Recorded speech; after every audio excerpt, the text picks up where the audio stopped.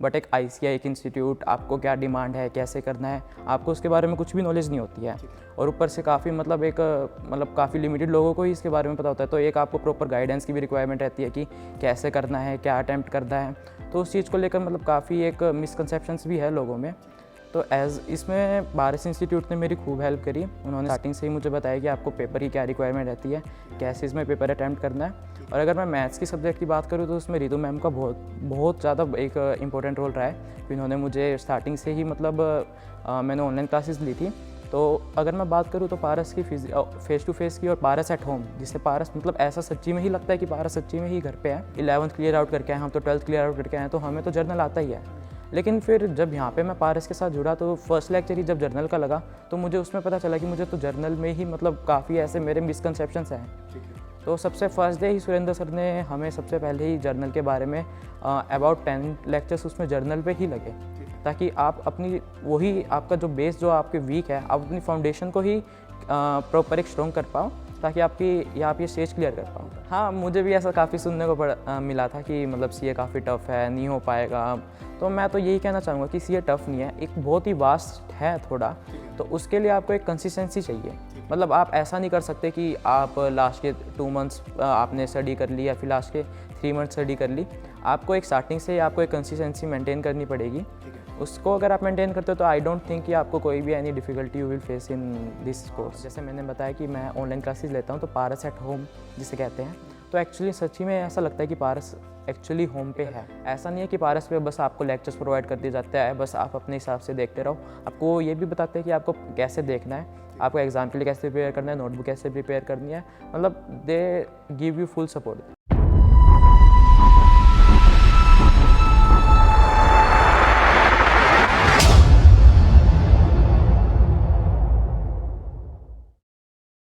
Hello everyone, I am anchor Vishal Jindal and welcome to the another episode of Paras institute. आज का interview हमारे लिए बहुत खास है क्योंकि हम जुड़ रहे हैं ऑल इंडिया टॉपर के साथ, जिसका नाम है Dhruv Singhal. Dhruv, welcome to the show. Thank you so much for having me यार। ध्रुव, ऑल इंडिया टॉपर होना बहुत बड़ी अचीवमेंट्स होती है। मैथ्स में आपने 99 स्कोर करा है और आपकी जो ओवरऑल रैंकिंग है that is 346। Oh my God, that's a very big score. बाकी ये 99 स्कोर करना, मैं ये मानता हूँ कि CA जैसे कोर्स में आप जो फाउंडेशन की तैयारी कर रहे हैं उस कोर्स में बहुत चैलेंजिंग हो जाता है।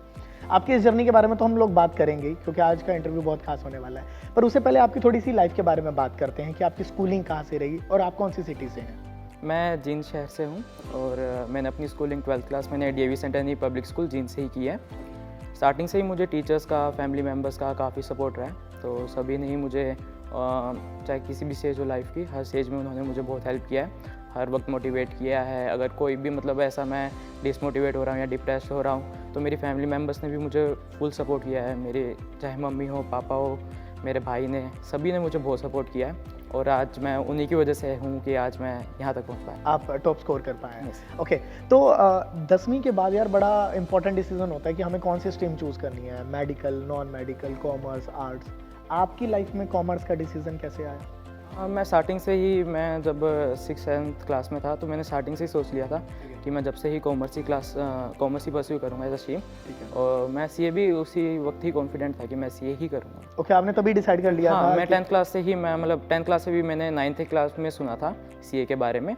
तो मैं जब से ही इस कोर्स को लेकर काफ़ी ज़्यादा सोच रहा था कि CA करने का। तो मैंने जब से ही सोच लिया था कि मैं CA करूँगा तो CA करेंगे। तो आपकी फैमिली में कोई है कॉमर्स बैकग्राउंड से और जिन्होंने CA? नहीं, हमारी फैमिली में ऐसा कोई CA नहीं है।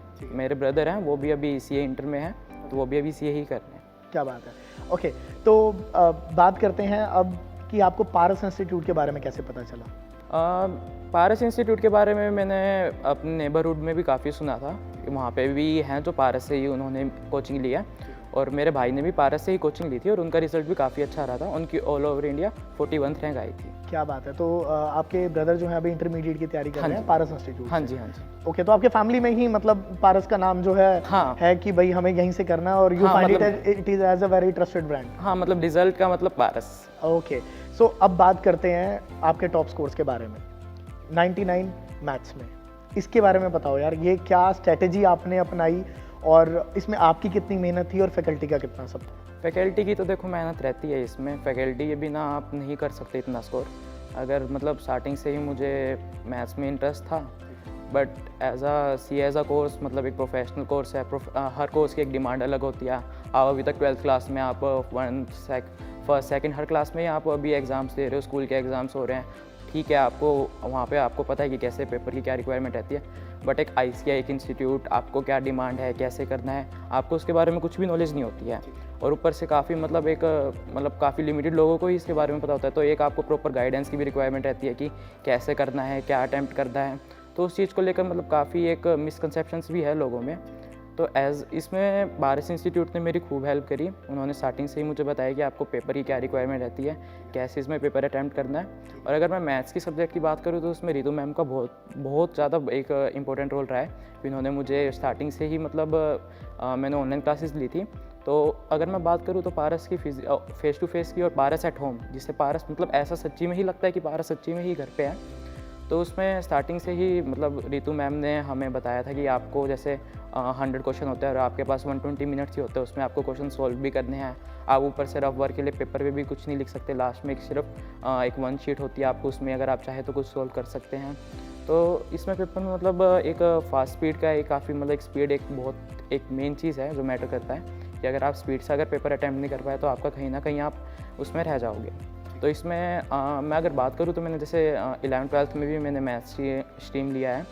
तो मैंने वहाँ पे मैथ्स स्टडी किया है। तो मतलब ठीक मैथ्स में मेरा था इंटरेस्ट, लेकिन मेन जो मतलब काफ़ी स्टूडेंट्स में रहता है कि हमने मैथ्स तो 12th में पढ़ लिया था, तो मुझे कोचिंग की क्या रिक्वायरमेंट है। सबसे ज़्यादा स्टूडेंट्स में यही बात रहती है।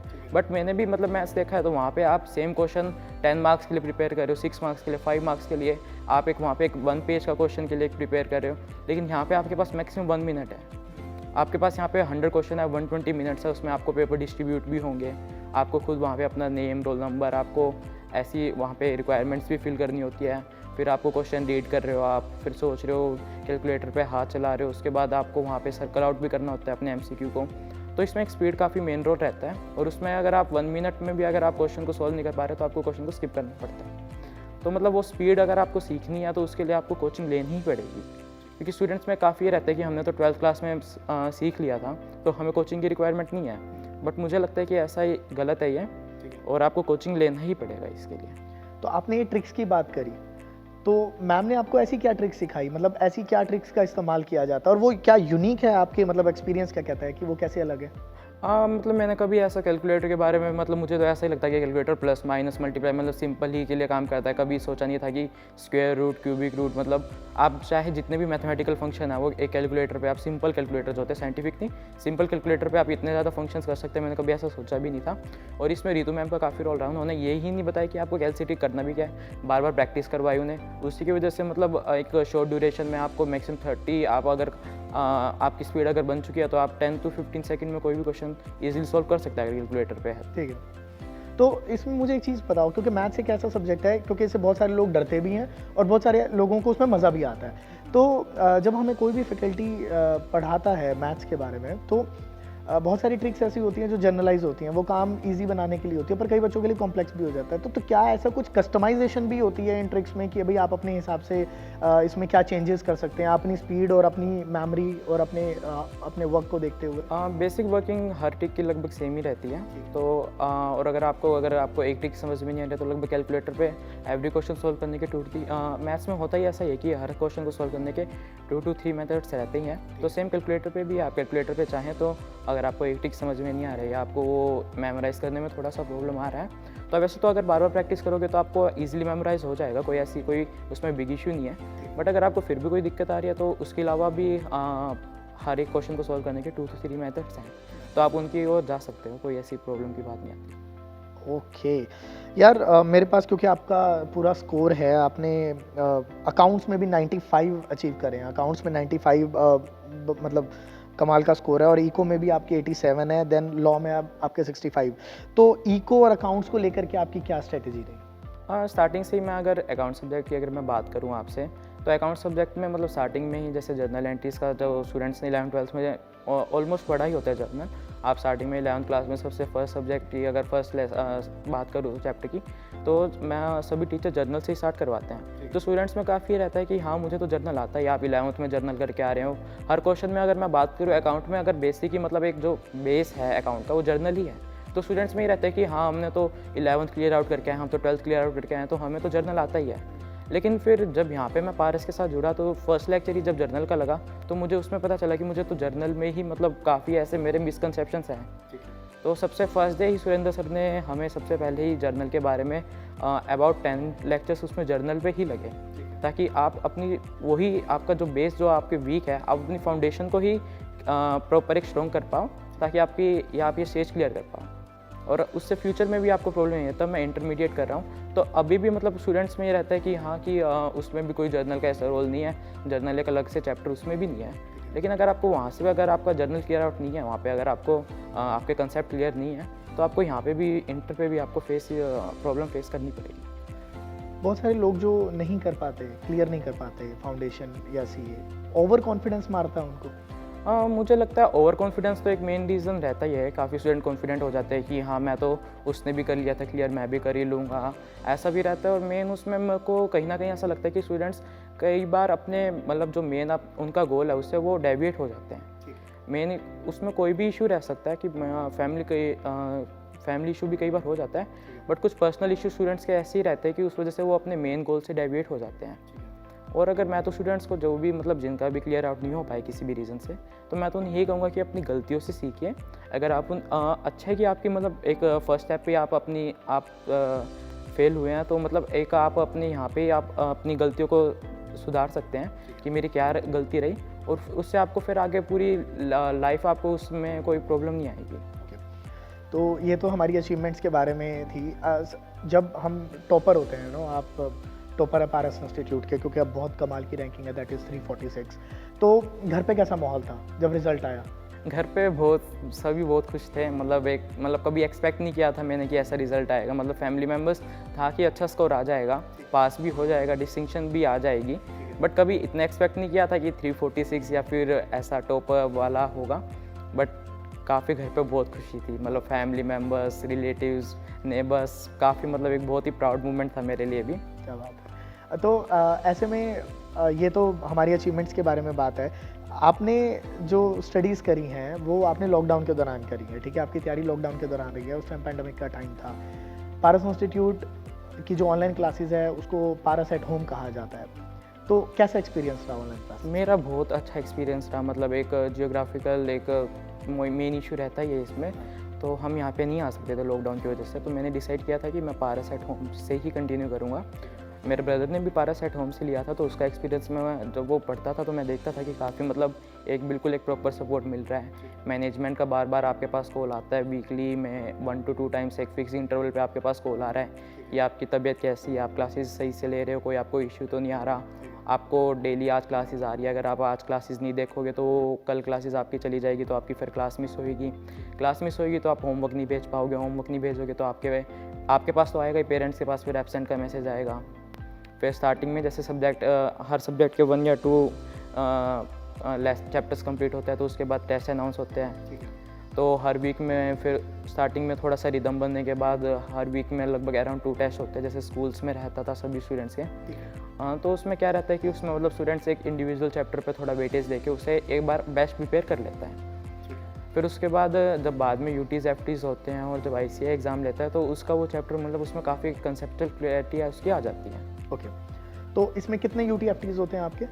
टोटल UT-FT 3 होते हैं, ये 33 मतलब 1/3 सिलेबस के 3 UTs होते हैं और उसके बाद 2 फुल सिलेबस के FTs होते हैं। ओके, कॉन्फिडेंस कितना बूस्ट होता है UT-FT के बाद? UTs FTs में काफ़ी कॉन्फिडेंस बूस्ट होता है। मतलब आपको नहीं पता कि पेपर की रिक्वायरमेंट कैसी रहेगी। आप अभी तो हो सकता है कि घर बैठे लेट करें, कई बार स्टूडेंट्स का रहता है कि हम तो लेट के टेस्ट दे रहे हैं, या फिर टीवी आगे चल रहा है, टेस्ट चल रहा है, मतलब बीच बीच में कॉल पे बात, कुछ भी मतलब स्टूडेंट्स का रहता है। तो आपको ये नहीं पता कि वहाँ पे ICAI आप वहाँ पे एग्ज़ाम के लिए बैठे हुए हैं, तो आपको ये समझ में मतलब स्टूडेंट्स की काफ़ी दिक्कत यही रहती है कि मतलब कैसे हम अटैम्प्ट करेंगे, कैसे वहाँ पे एक माहौल होगा, एक स्टूडेंट्स का एनवायरनमेंट का थोड़ा सा अंदाज़ा नहीं आ पाता है। तो UTs FTs का मेन रोल इसी में यही रहता है कि स्टूडेंट्स एक तो अपने टॉपिक जो उनके अर्लियर हुए हैं वो रिवाइज़ कर लेते हैं। अगर कोई टॉपिक अगर प्रीवियसली रह गया था या वीक रह गया था तो उसे दोबारा रिवाइज़ करता है, तो वो उससे स्ट्रॉन्ग हो जाता है, और जो पहले से स्ट्रॉन्ग होता है उसमें कॉन्फिडेंस आ जाता है। तो उसके बाद अगर स्टूडेंट्स को मुझे नहीं लगता कि कोई ऐसी प्रॉब्लम आती है अगर वो सभी UTs FT देते हैं। ओके, 25 साल का एक्सपीरियंस है पारस इंस्टीट्यूट का। जब हम टेस्ट सीरीज़ की बात करते हैं तो उसमें वो टेस्ट भी होते हैं जो अधिकांश बच्चे मुझे ये कहते हैं कि सर ये तो हमारे पैदा होने से पहले का क्वेश्चन है। तो सर आपको बताते हैं कि ये 93 का है, 90s का है, ये क्वेश्चन कब आया था एग्ज़ाम में जो आपको प्रिपेयर करवाया जा रहा है? पारस का क्वेश्चन बैंक काफ़ी वास्ट है, मतलब कोर्स की रिक्वायरमेंट ही कुछ ऐसी है कि आपको कोई भी आप क्वेश्चन मिस नहीं कर सकते। यू कांट एक्सपेक्ट कि क्या क्वेश्चन पेपर में आ जाएगा। और मेजोरिटी मतलब हर बार यही रहता है कि मैंने भी एक क्वेश्चन जैसे अकाउंट्स के में एक क्वेश्चन छोड़ा था, सर हमेशा ही ये बात कहते थे कि आप जो क्वेश्चन छोड़ोगे आपको वही पेपर में मिलेगा। और मेरे साथ भी सेम यही सिचुएशन हुई थी कि मैंने जो क्वेश्चन छोड़ा, मैंने एक सब्जेक्ट मतलब एक चैप्टर का एक ही क्वेश्चन छोड़ा था लास्ट टाइम पे, और वही क्वेश्चन मुझे पेपर में ये अधिकांश ये होता है कि जो छोड़ देते हैं वही पेपर में आता है। मतलब आपका कभी ओवर कॉन्फिडेंस नहीं हो सकते कि मैंने तो या स्टडी मटेरियल कर लिया या फिर मैंने तो प्रीवियस ईयर्स के भी क्वेश्चन कर लिए। मतलब यू कैन नेवर एक्सपेक्ट कि क्या पता 90s का कोई क्वेश्चन आ जाए, कोई 2000 का, मतलब यू कैंट एक्सपेक्ट। ओके ध्रुव, पारस का स्टडी मटेरियल कैसा है एज़ कम्पेयर टू ICAI? पारस का स्टडी मटेरियल काफ़ी वास्ट है अगर मैं ICAI से कंपेयर करूँ तो उसे। उसमें ICAI के सभी टॉपिक्स कवर है, सभी उसमें क्वेश्चंस, प्रैक्टिकल क्वेश्चन, इलस्ट्रेशन दोनों कवर्स हैं। और उसके अलावा स्कैनर्स जो लास्ट 10 ईयर्स में, 10 भी नहीं बल्कि उसके भी ओल्ड जो एग्ज़ाम्स हुए हैं सभी एग्ज़ाम्स के क्वेश्चंस कवर्ड हैं। उसके अलावा अगर ICAI RTP MTP जो बीच बीच में इश्यूज़ करता है तो उसके भी सभी क्वेश्चंस कवर्ड हैं उस पर। तो काफ़ी एक वास्ट है, अगर स्टूडेंट्स वो कर लेते हैं तो आई डोंट थिंक कि उसके अलावा कोई क्वेश्चन उनका रह जाता है, कोई कॉन्सेप्ट उसमें रह जाता है। और अगर उसके अलावा भी अगर कोई क्वेश्चन उनको एग्ज़ाम में दिखता है तो they can easily solve that question. Okay, आपने जीम का जो वर्चुअल सेंटर है पारस का वो आपने विजिट किया? हाँ, मैंने जीन के वर्चुअल सेंटर पे भी विजिट किया हुआ है। ठीक है, तो वहाँ क्या किस तरीके की स्ट्रेटेजीज अपनाई जाती है आपको CA के कोर्स में हेल्प करने के लिए? वहाँ पे मतलब वहाँ पे भी आप कभी भी जा सकते हो, मतलब आपको कोई भी अगर मैनेजमेंट से रिलेटेड है या फिर आपको कोई लेक्चर से रिलेटेड कुछ भी डाउट है तो आप वहाँ पे भी जा सकते हो। टाइम टू टाइम यहाँ से भी फैकल्टीज़, हिसार से भी फैकल्टीज़ वहाँ पे विजिट करते हैं कि स्टूडेंट्स को कोई डाउट हो, प्लस स्टूडेंट्स को कोई भी मोटिवेट करने के लिए, अगर स्टूडेंट्स बीच बीच में ऐसा रहता है कि स्ट्रेस की वजह से या फिर मतलब लोग कुछ कहते हैं तो उसकी वजह से मतलब स्टूडेंट्स थोड़ा सा डिसमोटिवेट हो जाते हैं कि भाई नहीं हो पाएगा शायद हमसे, तो मतलब तो उस टाइम पे अगर कोई आके उनको थोड़ा सा मतलब मोटिवेट करे तो एक काफ़ी मतलब वो बहुत अच्छा रहता है, बूस्ट मिल जाता है आपको। और अधिकांश लोग यही कहते हैं कि CA बहुत टफ है, बच्चा नहीं कर पाएगा, आपने गलत कोर्स में डाल दिया, ऐसा सुनने को मिलता होगा आपको? हाँ, मुझे भी ऐसा काफ़ी सुनने को मिला था कि मतलब CA काफ़ी टफ है, नहीं हो पाएगा। तो मैं तो यही कहना चाहूँगा कि CA टफ नहीं है, एक बहुत ही वास्ट है थोड़ा, तो उसके लिए आपको एक कंसिस्टेंसी चाहिए। मतलब आप ऐसा नहीं कर सकते कि आप लास्ट के 2 मंथ्स आपने स्टडी कर ली या फिर लास्ट के 3 मंथ्स स्टडी कर ली। आपको एक स्टार्टिंग से आपको एक कंसिस्टेंसी मेंटेन करनी पड़ेगी। उसको अगर आप मेंटेन करते हो तो आई डोंट थिंक कि आपको कोई भी any difficulty you will face in this course. Okay, आप इंटरमीडिएट को लेकर के क्या स्ट्रेटेजीज अपना रहे हैं? और ये भी जानना चाहूँगा कि कैसे बोथ ग्रुप या सिंगल? मैं अभी इंटरमीडिएट की पारस से ही अभी कोचिंग ले रहा हूँ, तो मैं उसमें E+ की ले रहा हूँ कोचिंग। E+ क्या रहता है, एक थोड़ी कंजर्वेटिव अप्रोच है ग्रुप सेकंड स्टेज को क्लियर करने का, जो कि इंटरमीडिएट है। फाउंडेशन में क्या रहता है कि आपके टोटल 4 सब्जेक्ट्स हैं, 2 सब्जेक्टिव्स और 2 उसमें ऑब्जेक्टिव्स रहते हैं। तो आपको ओवरऑल अगर मैं इंटर की बात करूँ तो दे आर टोटल 8 सब्जेक्ट्स जो कि 2 ग्रुप्स में डिवाइडेड है, 4 सब्जेक्ट ईच। तो अगर आपको 1 ईयर का टाइम मिलता है, आपने नवंबर में एग्ज़ाम दिया, अभी जैसे मैंने दिसंबर 2021 में एग्ज़ाम दिया, तो मैं दिस टाइम नवंबर 22 में एग्ज़ाम्स दूंगा। तो स्टूडेंट्स के पास लगभग अराउंड 1 ईयर होता है और इस 1 ईयर में स्टूडेंट्स को 8 सब्जेक्ट्स के लिए प्रिपेयर करना पड़ता है। तो काफ़ी स्टूडेंट्स को एक थोड़ा सा रहता है कि शायद 8 सब्जेक्ट्स नहीं हो पाएंगे और फिर मतलब थोड़ा एक फेल का मतलब एक मिल जाता है, तो स्टूडेंट्स काफ़ी थोड़ा सा डिसमोटिवेट हो जाते हैं। तो ऐसे टाइम पे एक E+ एक थोड़ी कंजर्वेटिव अप्रोच है। इसमें क्या रहता है, आप फर्स्ट ग्रुप के तो ऑल 4 सब्जेक्ट्स की तैयारी करते ही हो, उसके साथ आप सेकंड ग्रुप के एक सब्जेक्ट की प्रिपरेशन कर लेते हो। उसके बाद जो नेक्स्ट अटैम्प्ट होएगा नवंबर 22 के बाद, जो मई 23 होगा, उसमें आप वो रेस्ट 3 सब्जेक्ट्स दे सकते हो। तो आपको ओवरऑल अगर मैं बात करूँ तो 1 ईयर आपको 5 सब्जेक्ट्स के लिए मिल जाता है और 6 मंथ्स आपको रेस्ट 3 सब्जेक्ट्स के लिए मिल जाता है। ओके ध्रुव, आप अपनी इंटरमीडिएट की तैयारी पारस इंस्टीट्यूट से कर रहे हैं, तो क्या स्ट्रेटेजीज चल रही हैं पारस इंस्टीट्यूट में आपकी इंटरमीडिएट की तैयारी को लेकर? जैसे मैंने जो फाउंडेशन में ही जो स्ट्रेटेजी रखी थी वही मैं अभी इंटर में सेम ही कंटिन्यू कर रहा हूँ। मतलब यही स्ट्रेटेजी है जो मेन कॉमन है, जो सभी स्टूडेंट्स को यही स्ट्रेटेजी फॉलो करनी चाहिए कि आपको कंसिस्टेंट रहना पड़ेगा। काफ़ी स्टूडेंट्स में रहता है कि हम फाउंडेशन के रिज़ल्ट का वेट करते हैं और हम फाउंडेशन के रिज़ल्ट के बाद ही परस्यू करेंगे, मतलब सोचेंगे कि अगर क्लियर हो गया तो हम सोचेंगे कि करना है, और अगर क्लियर नहीं हुआ तो फिर आके क्या देखते हैं कि फाउंडेशन दोबारा देना नहीं देना। तो अगर आपका क्लियर हो जाता है और फिर आप इंटर के लिए जाते हैं, तो अब जैसे 10th फ़ेब को रिज़ल्ट आया, तो उसके बाद अगर मैं अब हमारी कोचिंग की बात करूँ तो 28 दिसंबर से ही वो स्टार्ट हो चुकी है। तो मतलब लगभग 1.5 महीने का गैप आ जाता है। तो ऑलरेडी मैंने आपको जैसे बताया कि 1 ईयर रहता है इंटर की कोर्स को आपको कोचिंग लेने के लिए, तैयारी प्रिपरेशन करने के लिए। तो अगर आप उसमें अगर आप 1.5 महीना निकाल देते हैं अगर ऐसी रिज़ल्ट की वेट में, तो आपके पास काफ़ी कम टाइम बच जाता है या आप इसमें 8 सब्जेक्ट्स के लिए प्रिपेयर कर पाओ। तो ये काफ़ी मतलब एक थोड़ा सा डिफ़िकल्ट रह जाता है स्टूडेंट्स के लिए भी। फिर बीच में वो स्ट्रेस लेवल बढ़ जाता है, फिर वो स्टूडेंट्स मतलब उससे कोप अप नहीं कर पाते हैं कि क्या चल रहा है। तो स्टूडेंट्स को मैं यही एडवाइस देना चाहूँगा जो भी मुझे सुन रहे हो, कि आप सभी मतलब रिज़ल्ट का वेट मत कीजिए। आप उसी के इमीडिएट बाद ही जब भी आपका स्टार्ट हो रहा है बैच, आप उस बैच में एनरोल कीजिए और अपनी कोचिंग अपनी प्रिपरेशन को स्टार्ट कीजिए। पारस के लेक्चर और मैनेजमेंट के बारे में बहुत बात की जाती है, तो लेक्चर मैनेजमेंट सपोर्ट कैसा है आपका? लेक्चर प्लस मैनेजमेंट जो पारस की थी, मेरे ख्याल से यही पारस की एक सक्सेस स्टोरी है। इसके मैं अगर बात करूँ मैनेजमेंट का, तो मैनेजमेंट का तो फर्स्ट डे से ही काफ़ी सपोर्ट रहता है। जैसे मैंने बताया कि मैं ऑनलाइन क्लासेस लेता हूँ, तो पारस एट होम जिसे कहते हैं, तो एक्चुअली सच्ची में ऐसा लगता है कि पारस एक्चुअली होम पे है। तो उसमें जो मेन रीज़न ये रहता है कि जैसे फर्स्ट डे से ही हमारे पास हमें ग्रुप में ऐड किया गया था, तो हमें बताया कि आपको कैसे ऐप को डाउनलोड करना है, आपको डेली लेक्चर्स का शेड्यूल हम 1 डे बिफोर आपको हम भेज देंगे ग्रुप में, और आपको नेक्स्ट डे लेक्चर्स देखने हैं। अगर आप अपने वो लेक्चर्स नहीं देखते हैं रात तक, तो लेक्चर अगले दिन आपके वो वैनिश हो जाएंगे। तो उसमें फिर स्टूडेंट्स की क्लासेस मिस हो जाती है, फिर वो नेक्स्ट डे कंटिन्यूटी में वो लेक्चर नहीं देख पाते, क्योंकि आपका एक दिन आप लेक्चर नहीं देख पाए तो एक वो जो कंटिन्यूटी होती है वो स्टूडेंट्स की ब्रेक हो जाती है। फिर उसके बाद आपको नेक्स्ट डे, आज क्लासेस आपने देखी तो नेक्स्ट डे आपको जो भी क्लास में करवाया प्लस आपको जो होमवर्क दिया, आपको दोनों की फ़ोटो स्कैन करके PDF बना के वो ग्रुप में सेंड करना होता है। ग्रुप में फिर वो चेक भी करते हैं और उसके अकॉर्डिंग आपको एक मार्क्स भी देते हैं कि आपने कितना मतलब कोई होमवर्क छोड़ दिया या फिर आपने शायद क्लास ना देखी हो। तो और अगर आप अपना होमवर्क भेजते ही नहीं हैं, तो आपके पेरेंट्स के पास उसका मैसेज आएगा कि your board is absent today.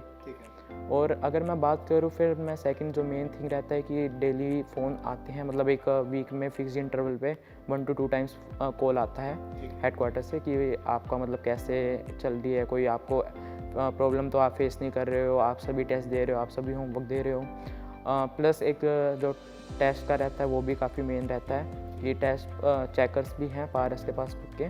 और अगर मैं बात करूँ तो टेस्ट बनाते हैं जो, वो भी काफ़ी प्रोफेशनल है, काफ़ी बहुत पीछे मतलब 25 सालों से वो टेस्ट बना रहे हैं, तो उनको काफ़ी एक्सपीरियंस है कि कैसे ICI की क्या मतलब एक अप्रोच रहती है पेपर सेट करते वक्त, तो उसी अप्रोच से वो पेपर आपका सेट करते हैं। और प्लस मैं अगर बात करूँ तो उसके बाद आपके पास मंथली रिपोर्ट्स भी आती है कि आपके सभी टेस्ट में आपका ऐसा रहा, तो मतलब काफ़ी मैनेजमेंट का तो एक मेन रोल रहता है।